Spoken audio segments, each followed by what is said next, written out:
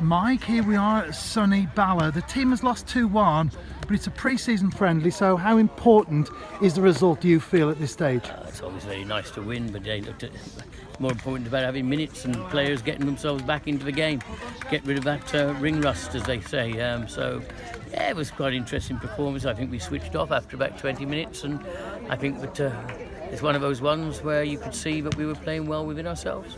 A couple of interesting touches. Perhaps we could have had a penalty. Keeper's made about 2 or 3 saves. On a different day, we may have won it 5-2. But I don't think you look at the goals today. You just start looking at the performances and what the lads are going to put in. It's quite a selection headache for Scott, and there's 1 or 2 new faces who are still all trying to battle for their place. And you talk about new players. There have been a number of signings so far. We've had a chance to look at them not only on the training ground but also in friendlies as well. From your perspective, Mike, how do you feel they've settled in?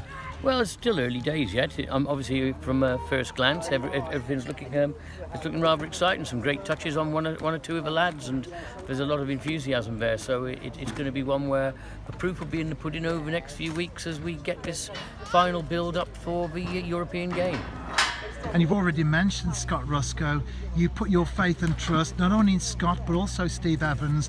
This time last year, I think it's true to say, Mike, 12 months on, they haven't let you, TNS, or themselves down. No, not at all. You mean, obviously they'd been waiting for the chance to take over from Craig when his eventual departure came, and when it did, they stood in and they made a good job of it, and obviously we retained the title, and now put ourselves in good stead to go on in Europe. You mean, that's the litmus test. That'll be their futures will depend on how they perform in Europe.